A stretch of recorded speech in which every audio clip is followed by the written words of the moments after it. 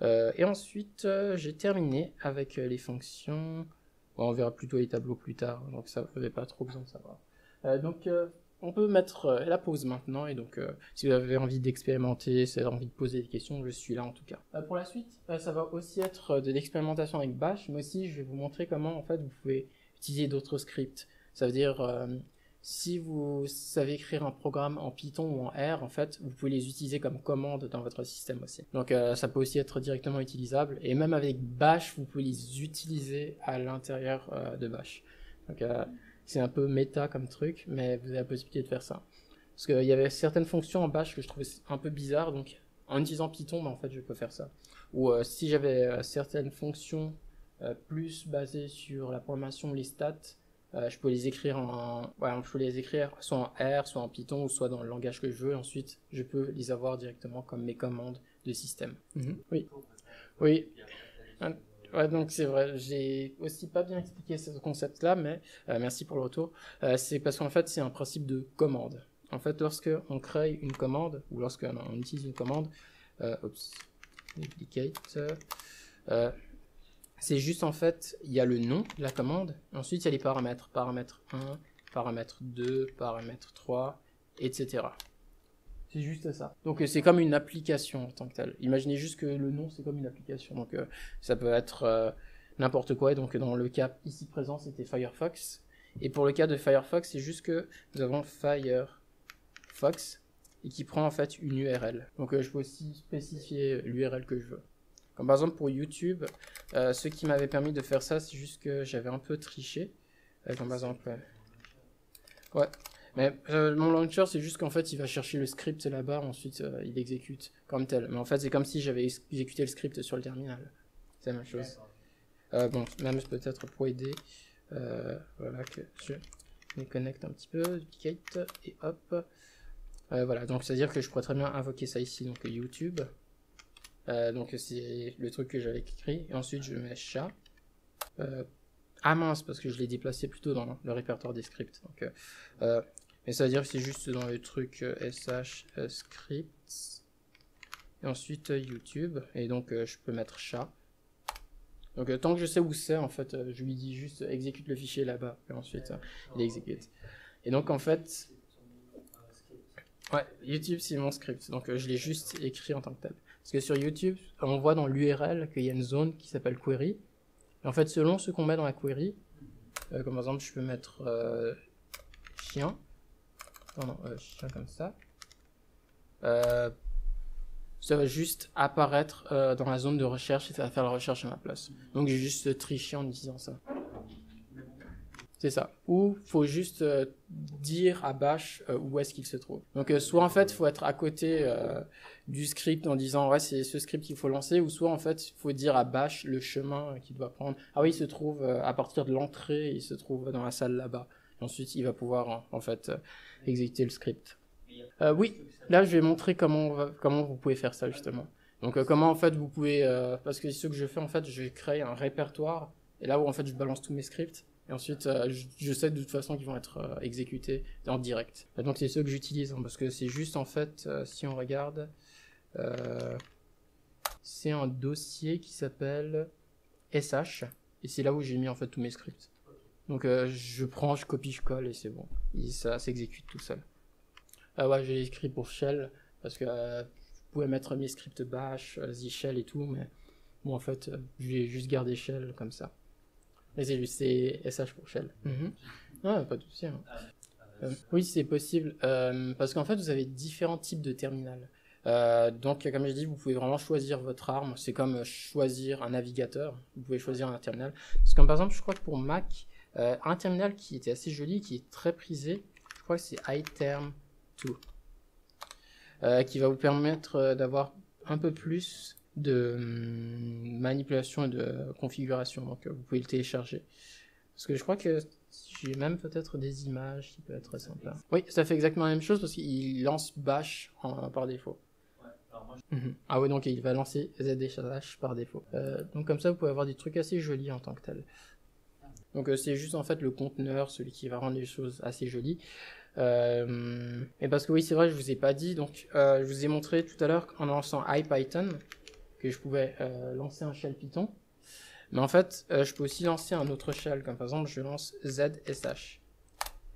En fait, je suis dans bash et je suis rentré dans le shell ZSH. Et après, je peux aussi retaper bash et je suis dans le shell ZSH qui a lancé le shell bash. Donc en fait, c'est un qui a appelé l'autre qui a appelé l'un. Donc si je remets duplicate, c'est comme ça donc se lance les shells, donc c'est juste une sorte d'interface. Donc c'est-à-dire si je quitte en faisant exit, je reviens dans le shell ZSH et je fais encore exit. Je rentre dedans. Donc c'est juste qu'on rentre dans des boîtes comme ça. Donc c'est ce qui se passe lorsque le terminal se lance. En fait, il lance le shell que vous voulez. Donc vous pouvez aller dans les paramètres, ensuite vous pouvez dire quel shell il lance, si c'est bash. Je crois qu'on peut même mettre IPython ou le shell qu'on veut. Et vous-même créez votre propre petit shell à vous et ensuite vous dites qu'il lance ça. Donc c'est aussi possible. Ah oui. Ah oui, non, c'est parce que après il faudra configurer, vous pourrez regarder dans les options, ensuite vous pouvez choisir. Il y a même des thèmes, je crois, qui sont peut-être préexistants. Pour Z-Shell, vous pouvez aussi avoir Oh My Z-Shell aussi, qui est une extension qui rend les trucs super jolis. Parce que par exemple, moi j'avais Bash, j'utilisais Oh My Bash pour le rendre un peu plus attrayant.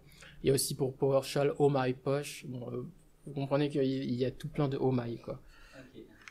Donc oui, il y a plein de façons comme ça pour pouvoir améliorer parce que je sais pas si vous connaissez Unix sans que je dise le mot, mais UNIXP.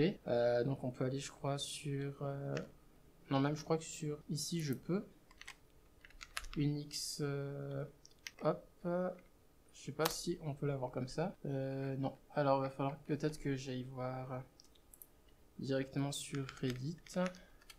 Voilà.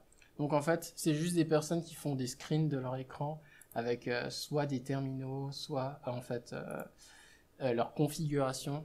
Donc en fait, ça inspire beaucoup de gens. Ensuite, ils essaient de rendre vraiment leur système le plus joli possible. Donc ça, c'est, je crois que la règle, c'est seulement utiliser des terminaux. Donc voilà, c'est pratique. Bon après, il y a aussi, je crois, oui, on peut afficher autre chose, mais c'est-à-dire c'est vraiment pour rendre le truc le plus joli possible. Ouais, il y a pas mal de gens qui ont du temps et je suis tombé dessus et donc ça m'a aussi poussé à créer un thème sur mon système, quoi. Ouais, bon, c'est pas grand chose parce que j'ai juste pris le fond d'écran et ensuite j'ai arrangé les couleurs pour que ça aille avec. Donc j'avais même écrit un script, comme par exemple si je fais thème, ensuite mountain, hop, j'ai un thème montagne justement, avec les couleurs montagne. Donc avec des scripts, on peut écrire beaucoup de trucs. Et heureusement, ça prend moins de temps lorsqu'on écrit avec un langage de programmation un peu plus poussé. Mais donc, voilà. Il y a aussi la possibilité de faire ça. Du coup, je reviens sur le thème. L'autre...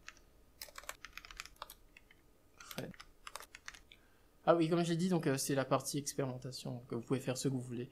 Je suis là, en tout cas, pour vous aider et répondre à vos questions. Pour moi, c'est un texte, c'est 100 millions, du coup, d'accord. C'est plein de trucs, mais ah, d'ailleurs, c'est vrai que je dois même aussi vous donner ça comme ça. Vous pourrez, même sans moi, vous débrouiller. Je vous ai présenté Grepper, mais il y a aussi quelque chose de sympa. Vous n'avez juste qu'à, en fait, ça fait aussi partie en fait de mes templates, comme on pourrait dire. En fait, si vous voulez chercher des trucs, vous pouvez faire en fait le nom du domaine, du programme ou du logiciel que vous voulez. Si vous faites sheet, donc c'est fiche de sèche, je veux dire, j'arriverai à le dire. Hein. 5 chiens, chat, 6 chats. Ok, fiche de sèche, voilà. Bon, j'y arriverai pas. Voilà, anti-sèche. Ah bon, voilà, c'est mieux. Anti-sèche, merci. Donc voilà, après, ici, vous pouvez trouver en fait plein d'informations sur comment faire des trucs, comme par exemple, ça c'est pour les variables, ça c'est pour les exemples. Si vous cherchez aussi avec CTRL F, for, en fait, vous pouvez tomber sur les for loops, comment faire des loops et tout ça. Donc avec ça, vous avez plein d'informations sur comment en fait faire des manipulations sur Bash. Donc si vous regardez dedans, je pense que vous pouvez aussi comprendre et apprendre des trucs. Donc ça peut vous aider comme fiche de route. Il y a une commande qui est juste utilisée, donc how to know which shell I am using. Ouais, c'est juste echo shell. Bizarrement, ça marche pas. D'ailleurs, peut-être pour une note aside, si vous êtes intéressé, donc il y a, moi j'utilise justement aussi un terminal multiplexeur qui s'appelle Temux. Donc, quand vous me voyez justement en fait ouvrir d'autres terminaux comme ça, Oups, duplicate. Ouais, donc en fait, j'ai la possibilité d'ouvrir, de couper, de mettre les trucs comme ça. Bon, d'ailleurs, en fait, on va arrêter avec le duplicate. Hein, on va juste mettre ça comme ça. Ensuite, ça, on envoie là-bas. Ensuite, on va juste faire comme ça. Donc, c'est-à-dire que on peut couper, découper les éléments de la façon dont on veut. On peut avoir d'autres fenêtres. Je peux revenir dans la fenêtre précédente ou aller dans la fenêtre suivante. On peut même avoir des sessions. Là, en fait, on peut se déplacer dans tout ça. Donc, ça nous permet vraiment de pouvoir organiser nos projets et nous déplacer un peu partout sur le terminal. Donc, ça peut être pratique si, comme par exemple, vous écrivez un script sur le terminal, ensuite que vous l'exécutez. Et donc, j'apprécie Tmux parce qu'en fait, il est indépendant du terminal. Parce que parfois, il y a des terminaux qui vont vous permettre de couper ou de découper des trucs comme ça. Mais après, c'est directement inhérent au terminal. Donc, si vous changez de terminal parce que vous en avez trouvé un plus joli, ben, faut tout réapprendre. Ici, on peut l'utiliser vraiment partout. Donc, je peux même faire ça avec VS Code. Visual Studio Code. De mon côté. Non. J'ai plus de VS Code. Qu'est-ce qui se passe Visual Studio Code. Ah ouais, il y en a plus. Parce que je sais code. Voilà. Donc, sur VS Code, donc, quand j'essaye d'ouvrir le terminal, en fait, je l'ai directement avec Tmux. Donc, une des choses que j'arrivais pas à faire avec le terminal. Oups, pardon. Ouais, j'ai pas de contrôle. Attends, j'ai contrôle A. Ouais, voilà. Donc, je peux aussi faire mes divisions en fait à partir de là. Et en fait, avoir mon propre multiplexage dans le terminal qui se trouve directement dans VS Code. Donc voilà. Après, bon, il y a les options des terminaux ici, mais donc j'ai maîtrisé Tmux, donc je me sens beaucoup plus à l'aise avec ça. Donc il y a ce genre de choses qui peuvent être possibles lorsqu'on utilise Comparator. Je vais peut-être vérifier ça.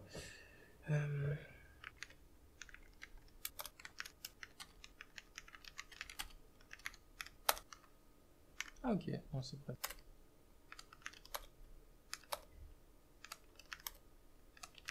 Alors je vous donne une petite astuce justement pour exécuter vos éléments un peu de façon universelle.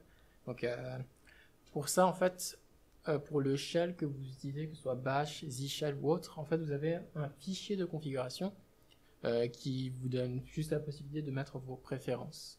Pour bash, en fait ça se trouve dans le répertoire de début, donc celui qui est là. Donc si vous êtes jamais sûr, vous pouvez très bien lancer après votre éditeur dessus. Donc moi si j'ouvre avec VS Code, que je fais comme ça. Donc pour le chemin principal, ça s'appelle .bashrc, bashrc. Pour zshell, c'est juste zshell rc ou zish rc, selon la prononciation. Bon, après ça dépend de votre système parce que ah oui voilà, ça s'ouvre là-bas. Oui, ouvrir, faisons confiance à ça, mentir, voilà. Donc voilà, ici, selon votre système, vous avez peut-être déjà beaucoup de choses qui sont déjà écrites, mais tout ça, vous pouvez ignorer. Hein. Donc, c'est juste des choses qui sont mises en place pour soi, peut-être avoir des couleurs, parce que c'est là où vous configurez les couleurs dans votre système.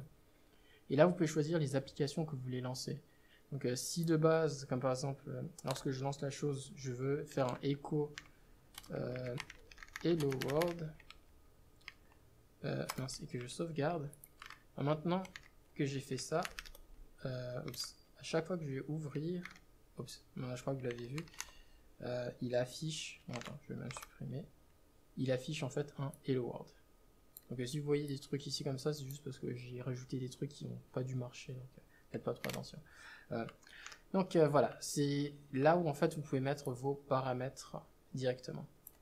Avec ça en fait vous avez une variable globale qui va vous permettre en fait de dire où se trouvent vos exécutables, en disant dans cet endroit là en fait tout ça c'est du code que tu peux exécuter. Donc ça s'appelle path. Je crois que sur Windows aussi il y a le path. Donc en fait il faut juste préciser un chemin. Donc comme par exemple si je crée... Oui.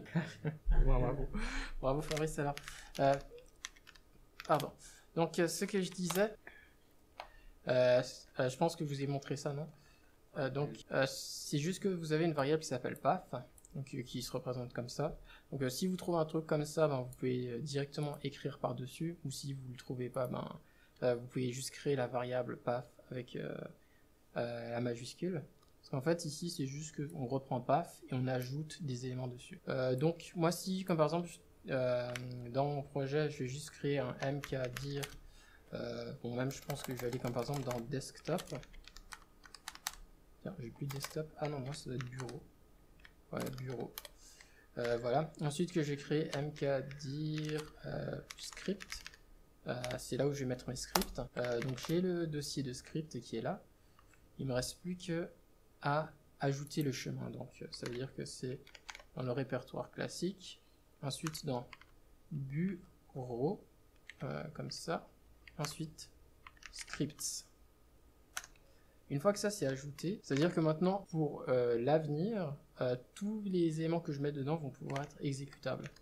Donc, duplicate. Voilà. Donc, si je lance comme ça, alors... Ah, qu'est-ce que j'ai encore fait, moi? Ok. Alors, on fait duplicate. Hop. Voilà, maintenant, si je vais dans Bureau... Oh, DC, ça marche pas. Hein. Bureau. Et ensuite que je vais dans Script. Bon, après, j'aurais très bien pu y aller avec un navigateur classique, ou j'aurais pu y aller avec LF. Mais je vous montre plutôt vraiment la version classique. Donc, c'est-à-dire si je crée, comme par exemple code, ouais, je vais appeler le script hello. Donc, je pourrais très bien mettre .bash, mais pour l'instant, oui, donc pour l'instant, je vais mettre .bash, comme ça sera plus compréhensible. Donc maintenant, ça m'a créé le fichier hello.bash. Donc, je peux faire un echo. Santé, hello world. Donc, je sauvegarde. Et maintenant, si je tape, bon, je vais même aller à un autre endroit pour vous montrer que, ouais, pardon, que ça marche. Duplicate, ouais, et normalement, duplicate, voilà, comme ça. Donc là, je vais aller dans un autre endroit. Là, je vais faire comme ça en fait. Voilà.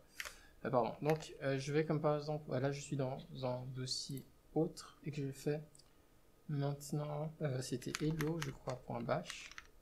Tiens, il n'a pas encore trouvé. Why hello.bash existe. J'ai écrit hello world dedans. Et aussi donc dans le bash rc. C'est comme ça.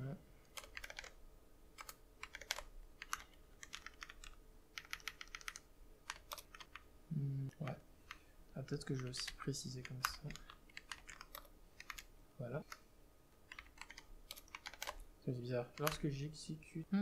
Ah mais oui, je comprends aussi. Pardon, donc il y a aussi cet aspect-là où on doit en fait le mettre en mode exécutable. Donc il faut faire un /mode plus x hello.bash et normalement ça devrait être exécutable depuis n'importe où.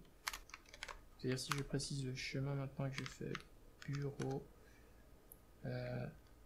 script ensuite hello.bash, oui voilà, là ça s'exécute. Donc maintenant si je fais tout simplement hello.bash, je ne trouve pas de nom. Voilà. Oui, ça se trouve bien dans Fabrice, bureau et script. Ah mince, je l'ai écrit avec une majuscule. Non, bravo Fabrice.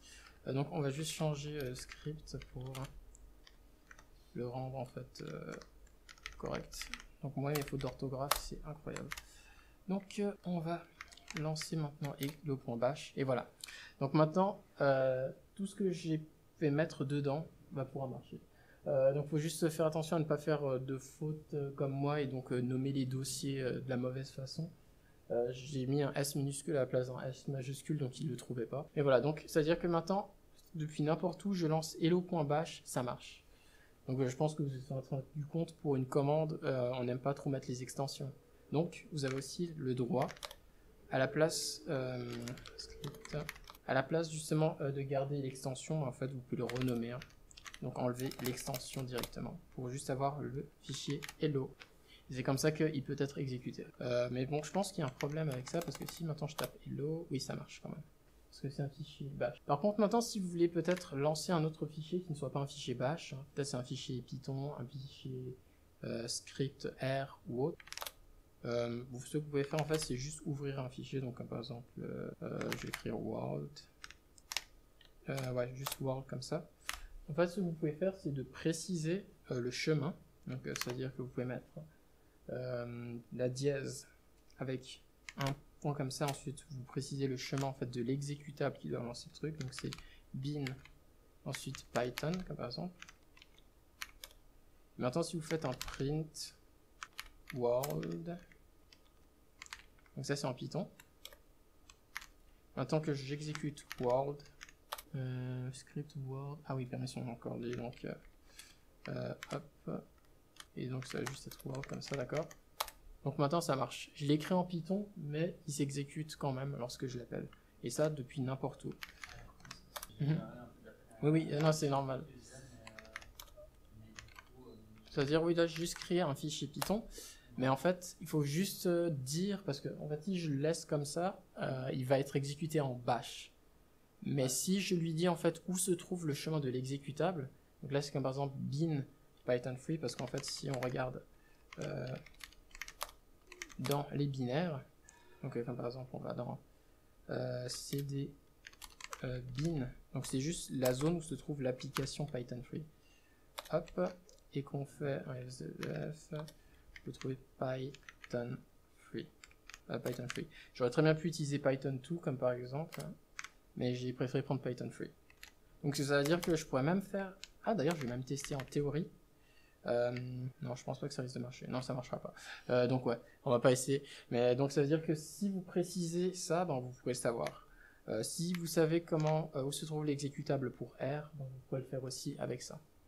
Donc vous pouvez aussi mettre ça avec bash ou zshell ou autre. Et donc c'est ça. Et ensuite l'endroit où ça se trouve. C'est ça.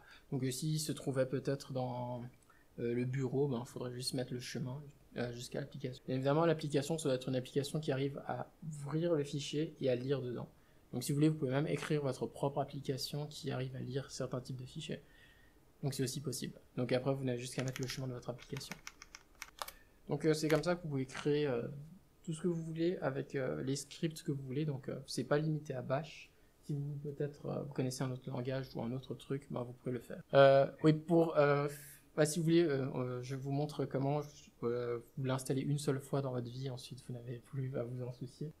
Mais c'est juste de créer un dossier, de l'ajouter dans les paths, et ensuite tout ce que vous mettez dedans. Bon, si vous mettez bash, il n'y a à peu près pas besoin d'exécuter quoi que ce soit. Ou zshell, je veux dire, il n'y a pas besoin d'exécuter quoi que ce soit. Mais si vous voulez, vous pouvez mettre aussi ça en début de commande. Et donc ça c'est tout pour cette partie. Donc celle-là était un peu plus technique que les autres. Donc je vous le concède. Mais lorsque vous aurez ça, en fait, vous serez beaucoup plus tranquille dans la rédaction de vos scripts parce que vous les mettez tous à un seul endroit et ils seront utilisables depuis là. Alors il faudrait peut-être voir parce que si on cherche ici dans ah mince, je crois que j'avais vu ça. Oui, normalement il n'existe pas par défaut. Moi on l'a créé. Ouais. Donc ouais, normalement ça devrait se trouver ici. Alors je sais pas pourquoi est-ce qu'il n'ajoute pas ce chemin dans le path. Est-ce que vous arrivez alors non, c'est bien la même commande. Zshell path. Et aussi en Mac. Where is the source path? Tout ça. D'accord. But my z out. Bon, non, ça c'est juste pour utiliser path. Et alors pourquoi est-ce que on n'arrive pas à voir le path? Ah ok, parce qu'il peut se trouver dans plusieurs autres environnements. D'accord. Ouais. Je sais pas. Ouais, faut mettre un 2 points justement. Ouais, peut-être. Ouais, peut-être alors il vaut mieux mettre alors le path à la fin. Donc mettre votre chemin au début, ensuite mettre 2 points, ensuite mettre le path. En tout cas, merci d'avoir participé à mon cours. Merci.